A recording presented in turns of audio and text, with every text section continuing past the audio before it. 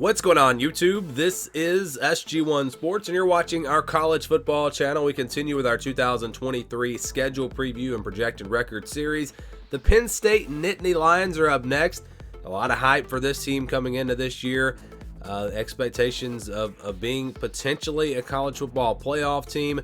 Before we get to 2023, let's look back at 2022. Here was the schedule from 2022 for Penn State. You can see only 2 losses, and both of those coming to playoff teams, of course. The Big Ten overall was down last year, so they didn't really have any challenges outside of Michigan and Ohio State. You look at their non-conference, they played Auburn, and I'm sure when that game was scheduled, that was probably assumed at that time to be a really tough game, going on the road to face Auburn. But Auburn, of course, was not very good last year. Penn State went in there and took care of business. So it's kind of a weird year. You know, the Purdue game, that was probably their toughest game, or the game that maybe you thought they might lose as you were watching during the season outside of Michigan and Ohio State. But they were able to come back in that game, take care of business, and really cruise through the rest of this schedule. It turned out to be just not a very tough schedule. Again, mostly because the Big Ten was kind of down outside of those top 3 teams. But you look ahead to 2023, these are the teams that they'll play outside of the division: West Virginia, Delaware, and UMass. So not a very tough non-conference schedule there. Of course, Delaware, UMass should be easy wins. West Virginia, that'll be a competitive game maybe, but Penn State should definitely be the better team. Plus, they're playing at home. And then you look at the games outside of the division. They'll play Illinois, Iowa, and Northwestern. Those will be the 3 games, again, outside of the division. Iowa will be at home. They do have to go on the road to face Illinois and also Northwestern. It's kind of tough right now to even guess what the Big Ten West is going to look like. But not having to play Iowa on the road, I think, is big. Northwestern shouldn't be too tough of a test. And then Illinois is kind of a wild card. Of course, they were a surprise team this past year.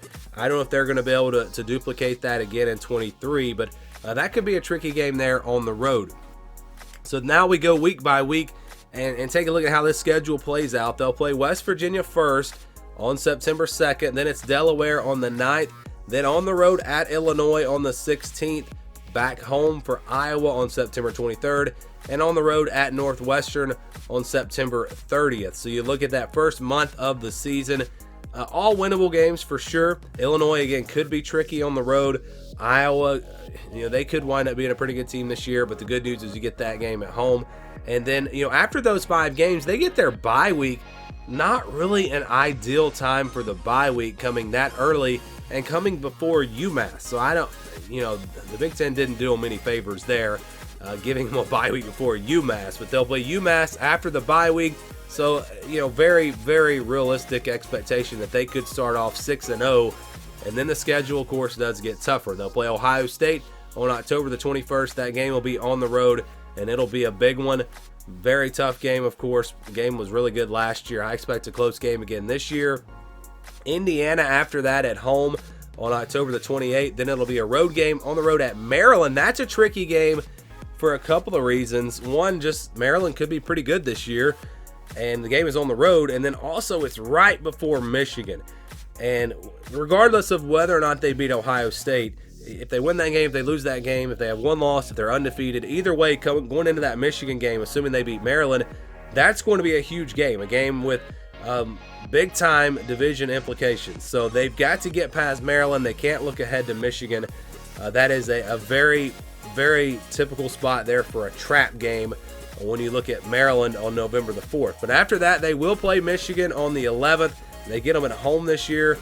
You would figure that playing at home, they're going to have a better shot this time. But Michigan's going to be really good again. That'll be a tough test.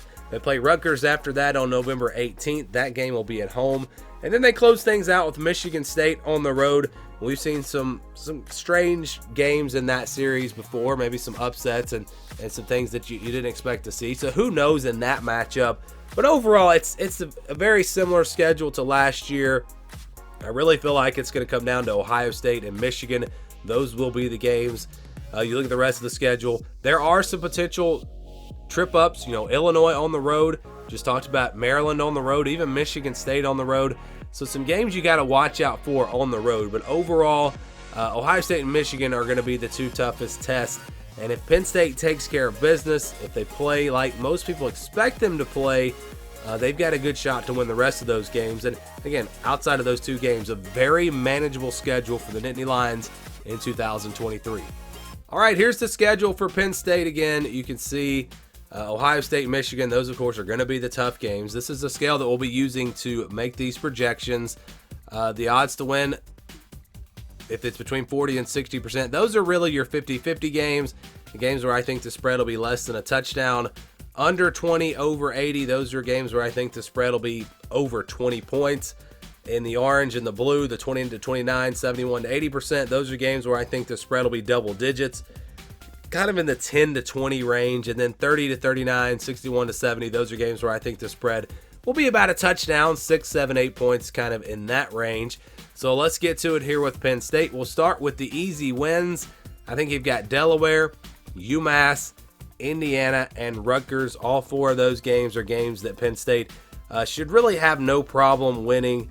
You look at Indiana and Rutgers. If those games are on the road, maybe they'd be in the blue, but playing at home, it would be a big surprise if Penn State were to lose either one of those. So I think you can almost count on 4 wins, pretty much guaranteed. Then we'll go to the games in the blue. West Virginia, Northwestern, Michigan State. Assuming Northwestern and Michigan State are similar to what they were last year, they should not be much of a challenge. The games are on the road, but Penn State clearly the better team.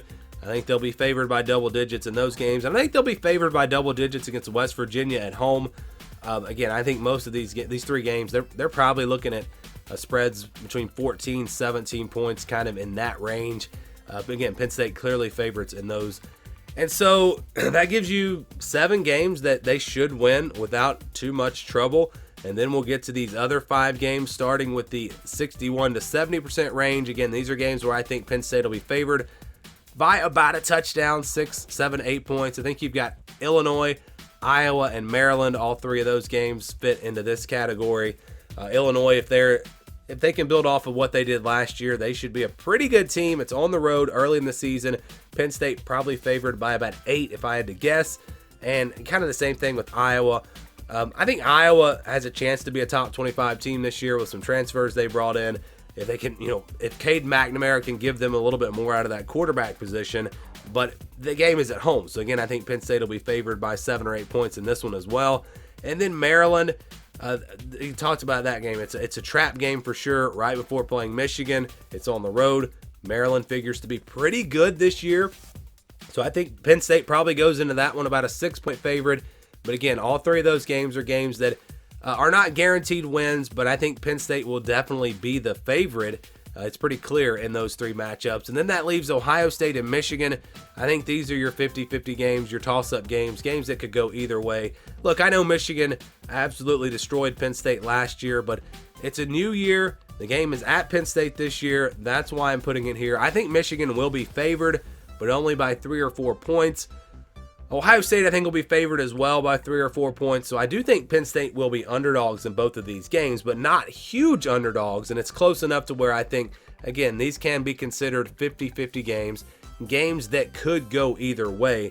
And so when you average all this out, the way we do it, we count the blue and the green games as wins, and then we average everything else out. The white games will be used as 50%. And then the purple will be considered 65%. You average all that out, and the projection would be in those 5 games, Penn State would go 3-2, and that would give them a 10-2 record. So the projection for them 10-2, and basically the way the odds would work, it would tell you that, if you have 2 50-50 games, Ohio State, Michigan, they're going to win 1, and they're going to lose 1. And then you've got your 65% games, Illinois, Iowa, and Maryland. It will tell you that they're probably going to lose 1 of those games. They'll go 2-1 in those 3 games and split Ohio State and Michigan. That may not be how it goes down, but again, that just kind of tells you how you get to that 10-2 record. It could be that they win all the games in the purple and they lose to Ohio State and Michigan, or they beat Ohio State and Michigan and lose to Illinois and Maryland. However you want to get to it. Again, that projection for Penn State in 2023 is 10-2.